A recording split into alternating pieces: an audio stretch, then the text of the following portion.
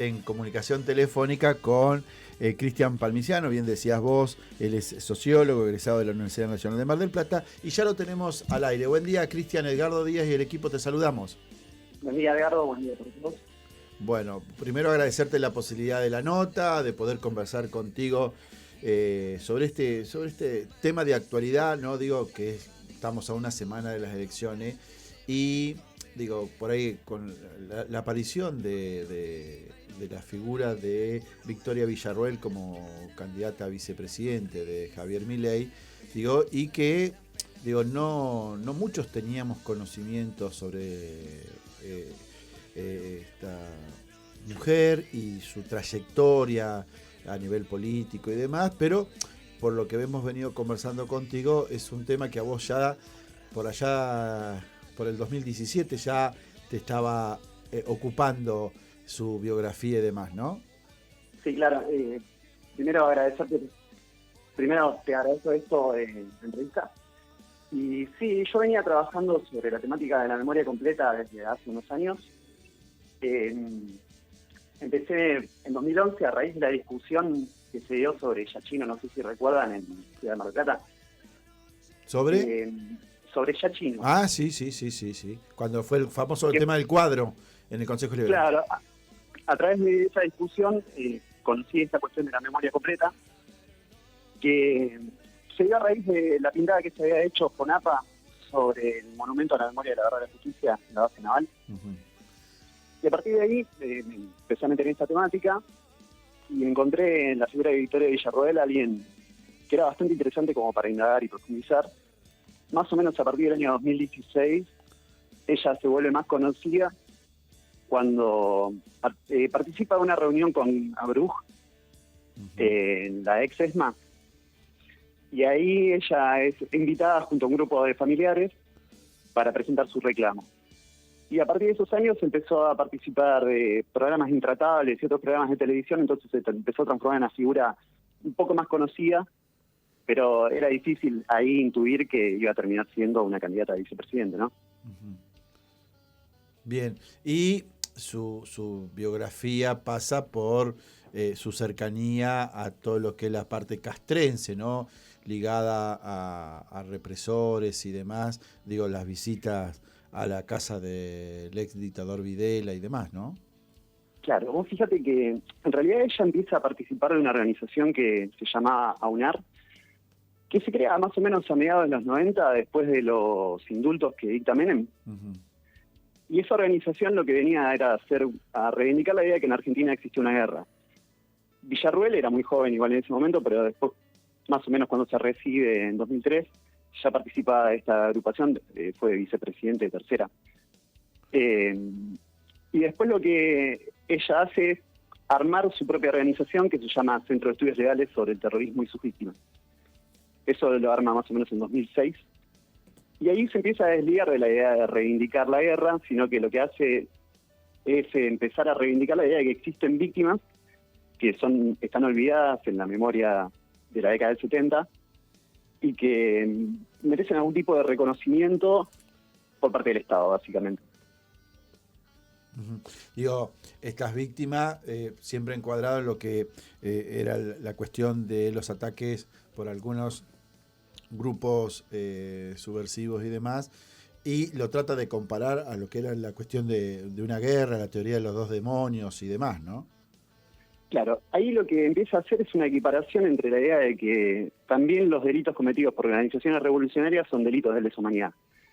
Ahí se traza una equiparación entre la figura de los desaparecidos y estas otras víctimas. Y a mí hay una cuestión acá que me parece importante aclarar sobre la discusión, es que hay una cuestión que, bueno, el dolor de los familiares de estas personas es legítimo, o sea, es genuino. Yo las he entrevistado a varias de ellas, pero es distinto el tratamiento político o el uso político que se le quiere dar a ese dolor, y ahí me parece que es la figura de Villarroel más política. Claro, porque en realidad, a ver, nadie niega, como bien decías vos, el dolor de las víctimas, de aquellos familiares que tuvieron la pérdida de algún ser querido.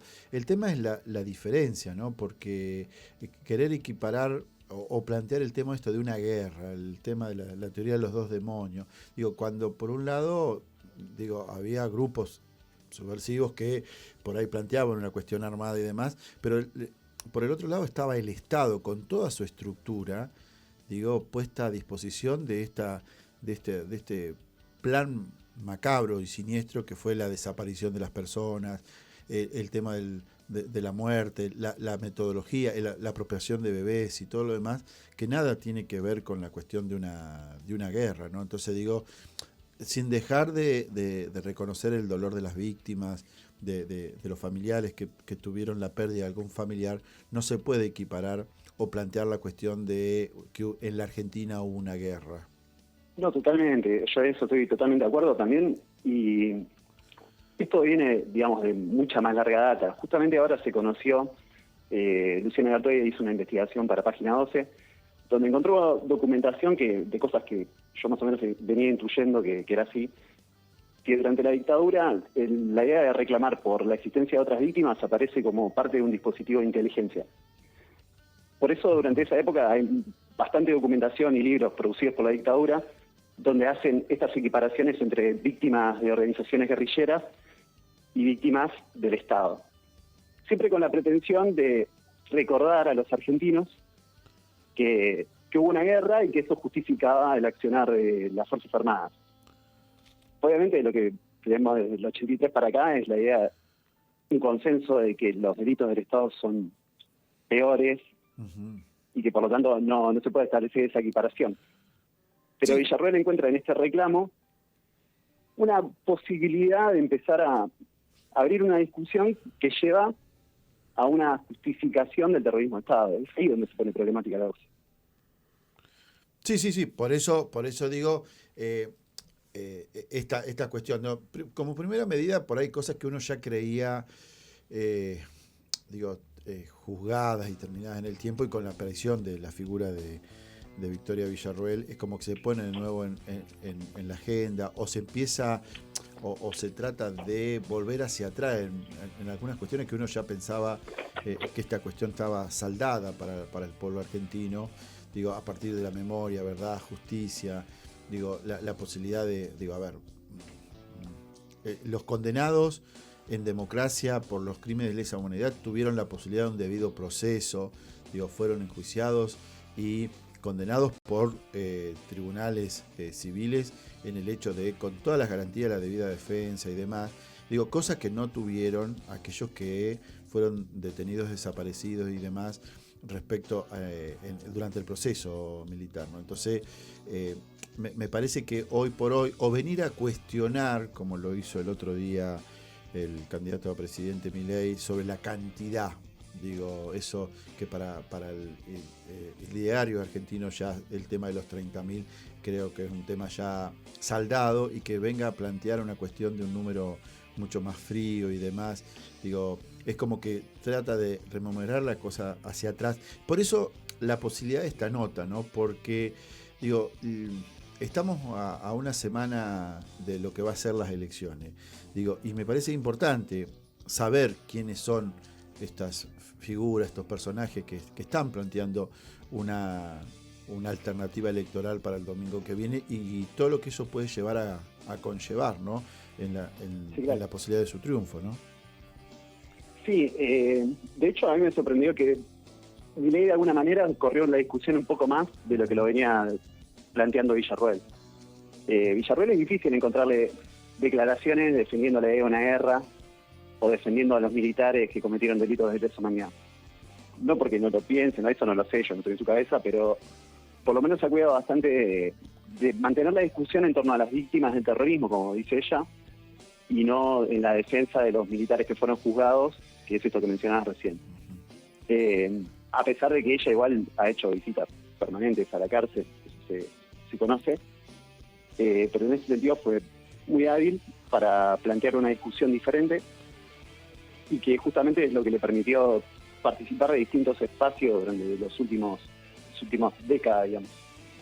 O sea, ella tomaba la cuestión de las víctimas, ¿no?, de los grupos subversivos, y no tanto la defensa de los militares que estaban siendo enjuiciados. Claro, porque generalmente esa discusión para lo que son las agrupaciones de memoria completa formaba parte un poco de lo mismo, defender a los militares que actuaron durante la dictadura y reivindicar a las víctimas civiles y militares de la década del 70. Lo que encuentra Villarroel es la posibilidad de justamente dedicarse a una cuestión que tenía mayor legitimidad, si se quiere, que es hablar de víctimas solamente.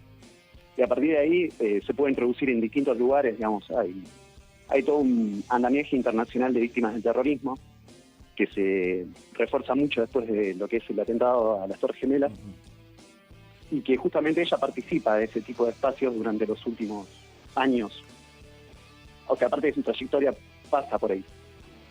Y también con los vínculos con organizaciones de víctimas del terrorismo de España, por ejemplo. Que eso es lo que yo intuyo que también abre la puerta a sus contactos con Vox. Claro, sí. Sí, y levanta su figura pública a tal punto de, bueno, de ser hoy la candidata a vicepresidente, pero que a su vez también, digo, es como sería como la figura fuerte de la fórmula, ¿no? Porque, digo, en la parte adoctrinamiento, en la parte de la cuestión castrense y todo lo demás, es como que está mucho más preparada y mucho más capacitada. Es más, hasta el mismo Milei ha planteado que la cuestión de la seguridad, la que va a estar a cargo es Villarroel y no él, ¿no? Claro, exactamente. Es como que esas áreas ella es más firme en ese sentido y por ahí tiene conocimiento en cuestiones que Milei no trata. Incluso con esta cuestión del pasado de Argentina, Milei, ¿cuántas declaraciones ha tenido? Muy pocas, salvo esta última vez en el debate. No se ha mencionado respecto a eso nada. Entonces esta postura probablemente venga más de Villarroel. Yo creo que lo que sí en esta cuestión de la seguridad y la defensa, hay cuestiones que hay que problematizar con respecto a cómo separan las Fuerzas Armadas con respecto a estos consensos democráticos, con la idea de nunca más, con la no justificación del terrorismo de Estado. Digo esto a partir de declaraciones que ha tenido ella, por ejemplo, cuando le recordó a Estela de Carlotto que su hija había sido una terrorista. Y ahí lo que empieza a aparecer es un deslizamiento a la idea de que si sos terrorista, tal vez te la buscaste, por decirlo de una forma benevolente. El algo habrán hecho, ¿no? La famosa Exactamente. El algo habrán hecho. Exactamente. Uh-huh. Digo, y lo digo, analizándolo, ¿no? Lo problemático o lo conflictivo que sería la posibilidad de que Milei y Villarroel llegaran al poder, cuando vos hablas de, digo, algo como puede ser el nunca más, ¿no? Que fue un hito histórico para nuestra democracia y todo lo demás, que tiendan a tratar de eso, hacerlo desaparecer, hacerlo desvalorizar. Digo, me parece que sería un retroceso en la democracia, en lo institucional, o en esto, ¿no? De el famoso, bueno, el algo habrán hecho, digo, se lo buscaron, digo, es algo es peligroso, digo, ante la posibilidad de que lleguen al poder, ya sea el 22 de octubre o un posible balotaje en noviembre. Sí, claro, porque vos podés pensar, por ejemplo, lo que pasa con Alemania después del nazismo. Es inadmisible que se ensaye cualquier tipo de justificación de lo que hizo el nazismo, digamos, más allá de cualquier tipo de explicación posible. Por eso las Fuerzas Armadas tienen que tener una postura totalmente clara respecto de su rol democrático y respecto a las responsabilidades que tuvieron sobre los crímenes que hayan cometido. Y acá de alguna manera empezamos a trasladar la discusión a lugares donde no son democráticos. O por lo menos en Alemania sería imposible. Sí. Bueno, lo importante es esto, poder visibilizar estas cuestiones. Sabemos que este trabajo que vos estás realizando es parte de tu tesis para el doctorado, ¿no?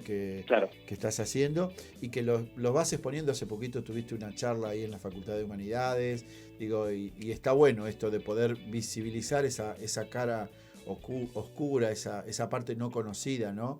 De esta figura que va como candidata a vicepresidenta, digo, para que aquellos oyentes que nos acompañan, hoy nos están escuchando, sepan que, bueno, detrás de la posibilidad de un voto a Milei está también el voto a esta situación, ¿no? De olvidarnos del nunca más, de volver a esa época oscura de nuestra Argentina. Y ya te digo, sin dejar de reconocer el dolor de los familiares de las víctimas, sí, que lo tienen y es sabido, pero de ahí a plantear la cuestión de una guerra en la Argentina o la cuestión de el algo habrán hecho, el, o se lo merecían, cosas por el estilo, me parece que está muy lejano el pueblo argentino, digo, y está bueno que pongamos blanco sobre negro en estas situaciones, ¿no? Sí, claro, y es un tema que hay que hacer estas distinciones y tratar de elaborarlo, trabajarlo. Te digo esto porque también le pasa a muchos docentes en escuelas secundarias que cuando están dando historia de Argentina en la década del 70, este tipo de discusiones que plantea Villarroel aparecen. Y porque aparecen porque circulan en internet, digamos, este tipo de cuestiones. Entonces hay que tratar de elaborar un poco esta cuestión y poder dar algún tipo de respuesta que sea dentro de un marco de lo democrático, de la idea de nunca más. Por eso esa discusión hay que tratar de darla. Pero por otro lado también me parece interesante esta cuestión de decir que el pasado no es solamente pasado. La discusión sobre el pasado se da sobre cuestiones que pueden ser totalmente actuales. Y eso es justamente la cuestión de decir, bueno, una persona que se va a encargar de las áreas de defensa y de seguridad, ¿qué tipo de bajadas de línea va a tener con respecto a esas fuerzas? ¿Qué cuestiones puede habilitar o no? Yo acá no me puedo anticipar a cosas que no pasaron, pero por lo menos me parece que es un poco preocupante. Vos fíjate que el voto fuerte de Cristian de Milei, muchos lo plantean en la juventud, ¿no? En el voto joven, por la rebeldía, por esto y lo otro. Y si nos hacemos memoria hacia atrás, la mayoría de las víctimas, digo, del terrorismo de Estado, digo, de la dictadura militar, eran pibes, eran jóvenes, ya sea en el marco estudiantil, en el marco gremial, digo, eran tipos jóvenes que peleaban o bregaban por un ideal, digo, y que terminaron siendo víctimas del terrorismo de Estado, no sé, digo, por pelear por el boleto estudiantil.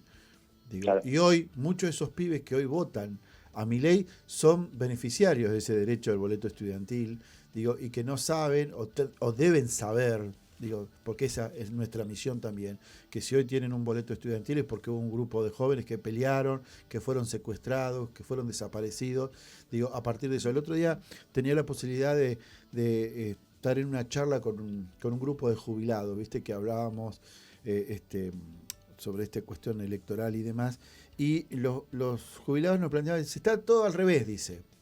Porque nosotros cuando éramos jóvenes éramos la izquierda peleadora, éramos los revolucionarios, éramos los que estábamos rebeldes, ¿no?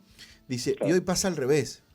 Hoy los jóvenes se han derechizado y nosotros los jubilados somos los de la izquierda, dice. Entonces, ¿cómo ha cambiado esta situación?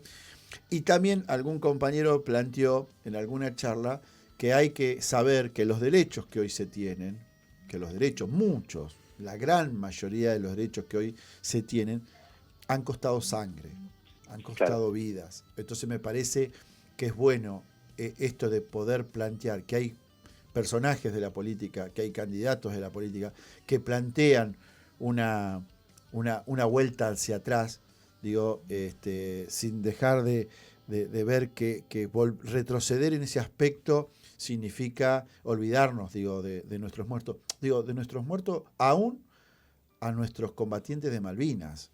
Digo, porque vos fijate, digo, tenemos 649 soldados que están custodiando las Islas Malvinas desde su tumba. Y entonces, que hoy haya personajes como Milei que su admiración era por Thatcher, digo, a ver, uno no lo puede creer, ¿no? Digo, pero bueno, es esa la situación también, porque se engloba en esta situación, y muchos de los pibes que lo votan no tienen la memoria o no han sido, digo, de esa parte de la historia, digo, de lo que significó para la Argentina la guerra de Malvinas, nuestros soldados, y toda la lucha que tuvieron ellos también para ser reconocidos, porque cuando llegaron al territorio eran parias, digo, los ocultaba, la sociedad los ocultaba, ¿no?